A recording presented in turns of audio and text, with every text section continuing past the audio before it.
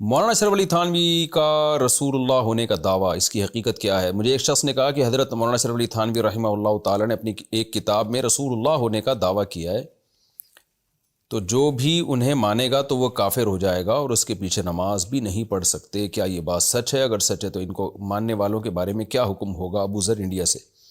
بالکل بکواس ہے، ایسا کچھ بھی نہیں ہے، جھوٹ ہے۔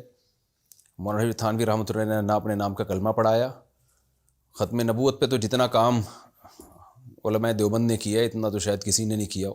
جنہوں نے بھی کیا انہوں نے پھر علماء دیوبند ہی کی کتابوں سے استفادہ کیا ہے۔ باقی اس کا میں تفصیلی جواب ریکارڈ کروا چکا ہوں 2-3 سال پہلے، کہ ایک شخص کو اس کی حقیقت اب میں خلاصے کے طور پہ بیان کر دیتا ہوں۔ اس وقت میں نے اس کتاب کی عبارت پڑھ کے سنائی تھی کہ ہوا کیا تھا۔ ایک شخص کو خواب آیا تھا کہ وہ خواب میں کہہ رہا ہے اشرف علی رسول اللہ، تو اس نے خواب کی تعبیر پوچھی تھی، اور وہی خواب بیداری کی حالت میں بھی بے ساختہ اس کی زبان سے وہ الفاظ نکل رہے تھے اشرف علی رسول اللہ کے، لیکن اس میں بار بار وضاحت کی ہے کہ یہ یعنی بے اختیاری طور پر، کیونکہ خواب آیا ہے تو جاگتی حالت میں وہ الفاظ زبان پہ جاری ہو گئے، تو اس لیے اس کو فکر ہو گئی کہ میں کافر تو نہیں ہو گیا، تو وہ خوف زدہ ہوا، بہت زیادہ گھبرا رہا تھا۔ تو اس کو تسلی کے لیے مولانا اشرف تھانوی رحمۃ اللہ علیہ نے خواب کی تعبیر سنائی، کہ تعبیر یہ سنائی کہ کیونکہ خواب اپنی حقیقت پر نہیں ہوتے۔ دیکھیں، جاگتی حالت میں اللہ کی زیارت ممکن نہیں ہے، لیکن خوابوں میں اللہ کی زیارت کی ہے، امام احمد بن حنبل سے اور دیگر اسلاف سے منقول ہے۔ تو اب کوئی اس پہ قرآن کی آیت فٹ کرنا شروع کر دے کہ قرآن تو کہتا ہے تم اللہ کو دیکھ نہیں سکتے، لا تدرکہ الابصار، تو بھائی وہ خواب ہے نا، خواب تو حقیقت پر معمول تھوڑی ہوتا ہے۔ اسی طرح خواب میں لوگ زنا کر رہے ہوتے ہیں، ان پہ زنا کے حکام جاری نہیں ہوتے، ان کی بھی تعبیریں ہوتی ہیں۔ خواب تو بالکل، پھر میں نے اپنے اس بیان میں، جو میرا پورا 1 گھنٹے کا بیان، میرے اس کا کلپ اپلوڈ ہوا تھا، 1 گھنٹے کا پورا بیان اپلوڈ ہوا تھا، اس میں نے حدیث سے ایسی بہت ساری مثالیں دی تھیں کہ اگر جاگتی حالت میں وہ کام ہوتے تو پیغمبر کی گستاخی سمجھی جاتی، لیکن وہ خواب میں ہوئے ہیں تو پیغمبر صلی اللہ علیہ وسلم نے اس کی تعبیر کی ہے۔ تو پورے ریفرنسز کے ساتھ میں نے اس بیان میں پوری ڈیٹیل بتائی تھی۔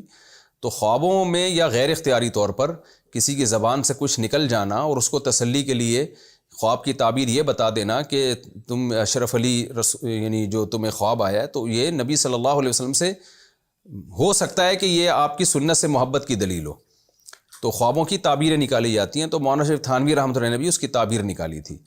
تو اپنے نام کا کلمہ سوال ہی پیدا نہیں ہوتا کہ وہ پڑھاتے، اور یہ تو بالکل ہی بچکانہ حرکتیں، اور ان چیزوں سے جو متاثر ہوتے ہیں وہ بھی بے وقوف 1 نمبر کے، جو اس قسم کی فضول چیزوں سے متاثر ہوتے ہیں۔ تو باقی رہا مسئلہ کہ بے اختیاری کی حالت میں اگر ایسے کلمات زبان سے نکل جائیں، تو وہ بھی میں نے بتایا تھا کہ حدیث سے بھی ثابت ہے۔ ایک شخص نے کہ اونٹنی گم گئی، ساری سواری گم گئی، جب وہ ملی ہے تو وہ کہنے لگا اے اللہ تو میرا بندہ، میں تیرا خدا۔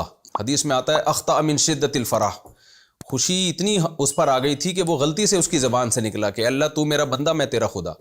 تو حدیث میں تو کہیں بھی نہیں ہے آپ نے اس پہ کفر کا فتویٰ لگایا ہو، آپ نے فرمایا وہ فرح کی جو شدت ہے نا، خوشی کی شدت سے الٹا کہہ دیا اس نے۔ تو ایسے ہی جیسے اس نے غیر اختیاری طور پر کلمہ کفر زبان سے نکالا، تو نبی صلی اللہ علیہ وسلم نے یہ نہیں فرمایا کہ وہ کافر ہو گیا بنی اسرائیل کا وہ شخص، تو ایسے ہی اس شخص کی زبان سے یہ الفاظ بے اختیاری میں نکلے ہیں، تو اس لیے مولانا اشرف تھانوی رحمۃ اللہ نے اس کو کافر ہونے کا فتویٰ نہیں لگایا، اور وہ خوفزدہ بھی ہے۔ اگر اس کا یہ عقیدہ ہوتا کہ اشرف علی رسول اللہ، تو وہ خوفزدہ ہو کے تھوڑی، وہ تو خوشی خوشی بتاتا۔ تو یہ فضول قسم کے جو فسادی لوگ ہوتے ہیں نا، جن کا کام ہے امت میں لڑوانا اور کتابوں سے سیاق و سباق سے ہٹ کر باتوں کو پھیلا کے پروپیگنڈا کرنا، یہ ان لوگوں کا کام ہے۔ کبھی بھی پڑھے لکھے لوگ ان فضول باتوں سے متاثر نہیں ہوتے۔ باقی میں ایسے لوگوں سے کہتا ہوں کہ اگر واقعی آپ یہ سمجھتے ہو کہ مولانا اشرف علی تھانوی رحمۃ اللہ علیہ نے اشرف علی رسول اللہ کلمہ پڑھوایا ہے، آپ لوگوں کے جیسے دعوے ہیں جو بعض لوگ پروپیگنڈا کر رہے ہیں، تو پھر آپ سیدھا سیدھا بولو کہ مولانا اشرف علی تھانوی معاذ اللہ کافر تھے، اور ان کے فالوورز سب کافر ہیں، کیونکہ قادیانی بھی اسی وجہ سے کافر ہیں کہ وہ کلمہ پڑھتے ہیں مرزا غلام احمد قادیانی کے نام کا۔ تو اگر جو علماء دیوبند کے فالوورز ہیں وہ واقعی اگر اشرف علی تھانوی رسول اللہ کے قائل ہیں اور اس بات کو درست سمجھتے ہیں، تو پھر وہ کافر ہیں۔ لیکن ایسے لوگ بیچ کی رائے اختیار کرتے ہیں، جب ان سے پوچھا جائے کہ کافر ہیں، کہتے نہیں کافر نہیں ہے۔ تو کیوں کافر نہیں ہے بھائی وہ؟ تو اور اگر کافر نہیں ہے تو پھر آپ کی نظر میں کیا تعویل ہے اس کی اشرف علی رسول اللہ کی؟ جو تعویل کر کے آپ ان کو کفر سے بچاتے ہو، تو وہ یہی تعویل ہوگی جو ہم بتا رہے ہیں آپ کو۔ تو خواب کی حالت ہے، خواب کی حالت، تو خواب کی حالت میں جب کوئی ایسی کچھ بھی ہو جائے تو اس پہ کوئی فتویٰ نہیں لگتا، اور نہ مولانا اشرف تھانوی رحمۃ اللہ نے اس پہ راضی ہونے کا اظہار کیا کہ ہاں جی جو ہے یہ بالکل ٹھیک خواب آیا آپ کا، اور آپ اسی کو اب دنیا میں اس کی پرچار کریں اور یہی کلمہ اب آپ کہا کریں. ایسا کچھ نہیں ہے، بلکہ اس خواب کی تعبیر نکالی، ایسی تعبیر جو قرآن و سنت سے متصادم نہ ہو، قرآن و سنت کے مطابق ہو.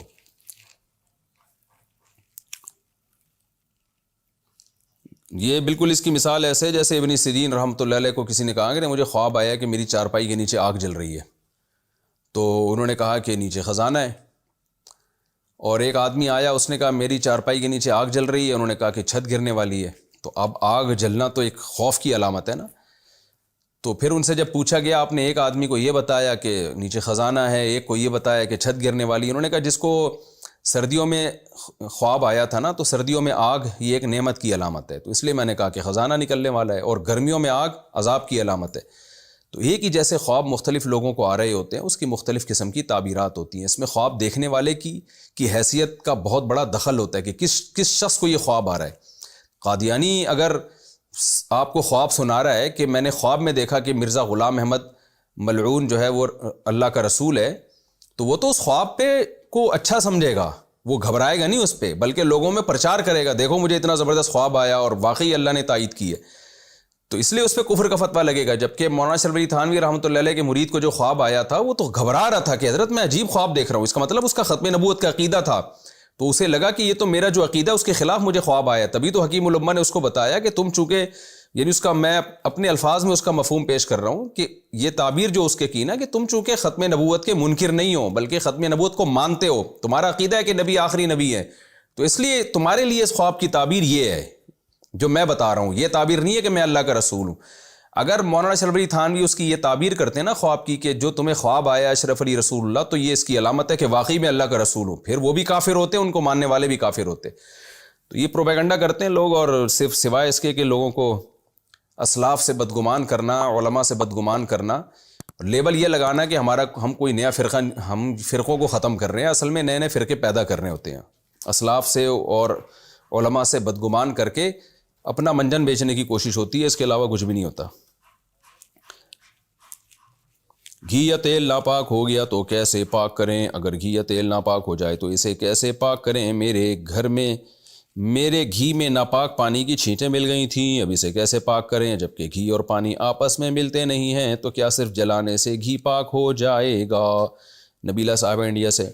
نہیں، گھی ناپاک ہو جائے نا تو اس کا طریقہ یہ ہے کہ اس میں پانی ڈالیں، جتنا گھی ہے اتنا ہی پانی ڈال کے اس کو ہلکا بوائل کریں.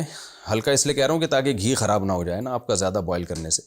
اور جب وہ پانی اڑ جائے تو 3 دفعہ یہ عمل، اب گھی کو پانی سے دھو تو سکتے نہیں ہے نا، تو پانی اس میں سے ایسے ہی ہوگا کہ 3 دفعہ اس کو اتنا ہی پانی ڈال کے آپ پکا لیں، اور جب پانی اڑ جائے گھی رہ جائے تو پھر دوبارہ یہ عمل، پھر تیسری دفعہ یہ عمل، تو اس سے انشاءاللہ وہ پاک ہو جائے گا. اتنی ٹینشن سے بہتر ہے کہ دوسرا گھی خرید لیں. نماز میں اگر بہت زیادہ کوانٹٹی میں خریدنا ممکن نہیں ہے تو پھر یہ عمل کر لیں.